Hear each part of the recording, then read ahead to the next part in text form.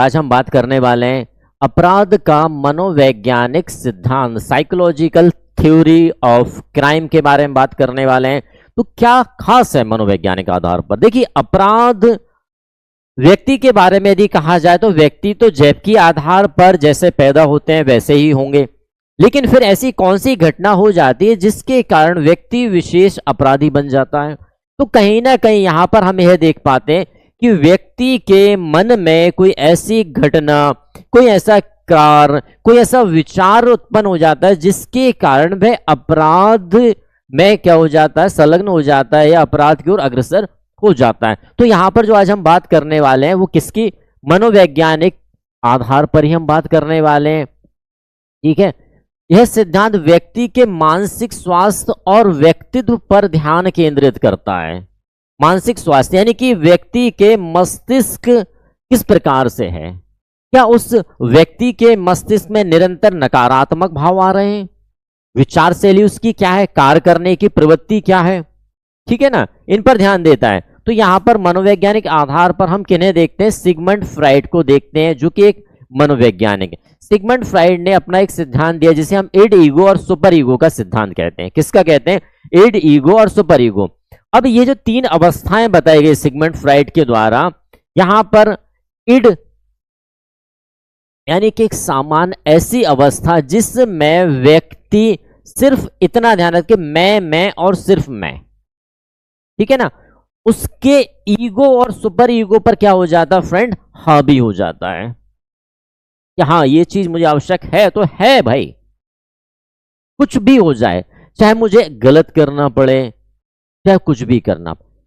Ego की स्थिति क्या रहती है, यार आवश्यकता तो है मुझे, लेकिन मुझे पूछना पड़ेगा, मुझे कंसल्ट करना पड़ेगा, ईगो, ठीक है ना। सुपर ईगो की अवस्था हम किसे देखते हैं कि भाई मुझे समाज के अगेंस्ट नहीं जाना, मुझे समाज के अगेंस्ट नहीं जाना, इसे हम क्या कहते हैं, सुपर ईगो, परा अहम जिसे कहा जाता है।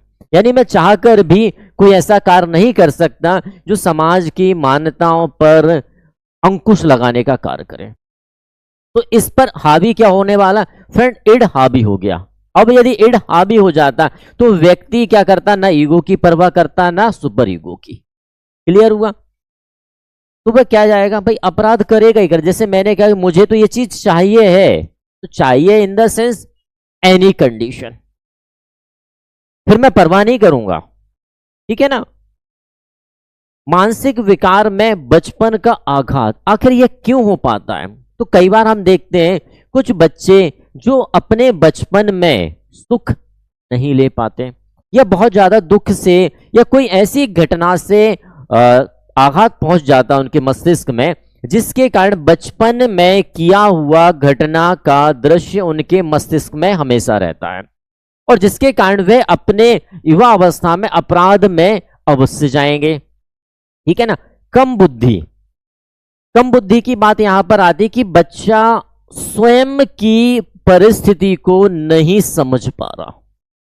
जैसे कई बार आपने देखा होगा कुछ बच्चे ऐसे रहते हैं जो शरीर से तो विकसित हो जाते हैं लेकिन बुद्धि कौशल से अधूरे रह जाते हैं, उन्हें वहां भी चलाने के लिए किसी दूसरे के नियंत्रण में रहना पड़ता है। तो इस प्रकार के जो बच्चे रहते हैं वे निश्चित तौर पर अपराधी प्रवृत्ति के रहेंगे।